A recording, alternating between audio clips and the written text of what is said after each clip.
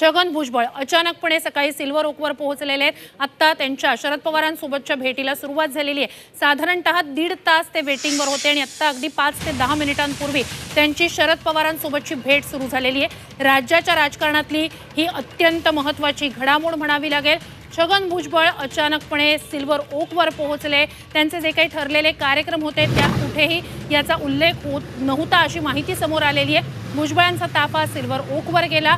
आता ही जर नियोजित भेट असते, ते सरकारचे प्रतिनिधी म्हणून जर भेटत असते तर ही बाब नक्कीच समोर आली असती। प्रसार माध्यमांच्या प्रतिनिधींपर्यंत हे नक्कीच पोहोचलं असतं की सरकारचे प्रतिनिधी म्हणून आरक्षणाच्या मुद्द्यासंदर्भात भुजबळ पवारांना भेटणार आहेत। मात्र मग ते प्रसार माध्यमांच्या प्रतिनिधींना याबद्दलची काहीही माहिती नव्हती। छगन भुजबळ पवारांच्या भेटीसाठी पोहोचलेत, भेटीला सुरुवात झाली।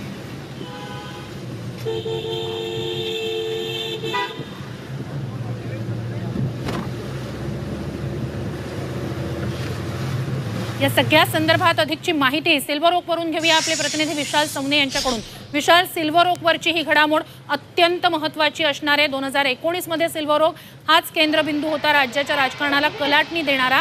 आता सुद्धा भुजबळांची ही भेट एक वेगळ्या प्रकारची कलाटणी देणार आहे का राज्याच्या राजकारणाला, याची चर्चा सुरू आहे। मात्र काय घडतंय सिल्वर ओकवर, आत्ताचे अपडेट्स काय?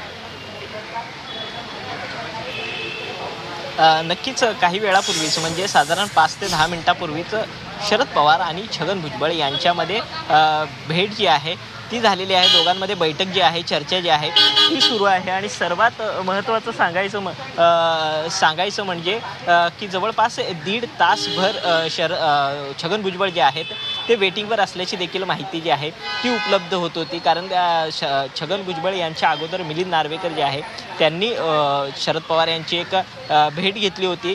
त्यानंतर आरोग्याच्या कारणास्तव काही वेळ छगन भुजबळ यांना वेटिंगवरती राहावं लागलं होतं। मात्र आत्ता त्यांच्या दोन्ही नेत्यांमध्ये जे आहेत ती बैठक सुरू असल्याचं देखील समोर येतं आहे। मात्र या बैठकीचा अर्थ नेमका काय घ्यावा लागेल, या बैठकीचे मुद्दे जे आहेत ते सध्या गुलदस्त्यात आहेत। मात्र जी माहिती ज्या समोर येते ती मराठा आरक्षण त्याचबरोबर ओबीसी आरक्षण या संदर्भातली माहिती देखील समोर येते। त्याचबरोबर मगाशी कमलेश सुतार सर यांनी ज्या पद्धतीने माहिती दिली की